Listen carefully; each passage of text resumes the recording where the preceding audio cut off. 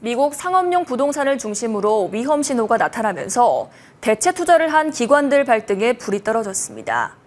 코로나19 팬데믹 이후 재택근무가 증가하면서 오피스 수요가 급감했고 고금리에 다시 대출받기가 어렵기 때문인데요. 최근 몇 년 새 해외 대체 투자 비중을 급격히 늘린 공제회들이 타격을 받을 수 있다는 우려가 나옵니다. 이상현 기자입니다. 지난해 자본시장 악조건 속에서도 기관들의 수익률을 이끌었던 해외 대체 투자 부문. 하지만 올해 들어 미국을 중심으로 상업용 부동산 위기설이 나오고 있습니다.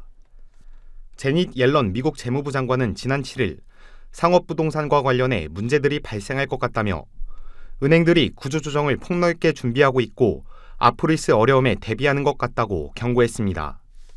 이미 현장에서는 상업용 부동산 수익률이 저조하다는 반응입니다.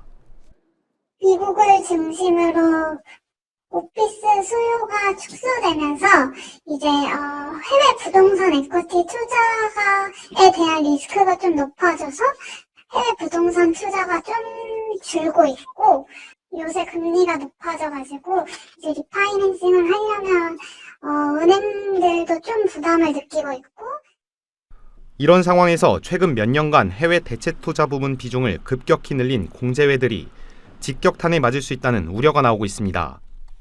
교직원 공제회 자산운용 현황을 보면 지난해 말 기준 대체 투자 부문은 31조 6천억 원으로 지난 2019년보다 2배 가까이 증가했습니다. 군인 공제회 대체 투자 부문은 7조 5천억 원으로 지난 2020년보다 30% 이상 늘었습니다. 더 큰 문제는 자산의 비중입니다. 교직원 공제회 대체 투자 비중은 전체 투자금의 70%가 넘고 그중 해외 대체 투자 비중은 60% 이상을 차지하고 있습니다.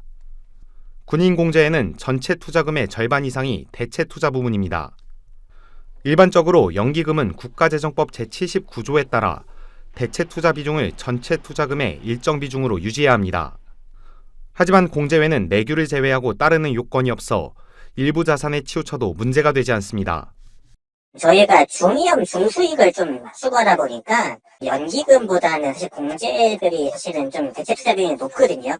이제 저희 자체적으로 매년 자산운용위원회, 자산배분 협의 이렇게 해서 주식이면 주식, 채권 아니면 기업금융 아니면 실물투자 이런 쪽으로 저희가 나름대로 그 배분 비중을 정하기는 해요.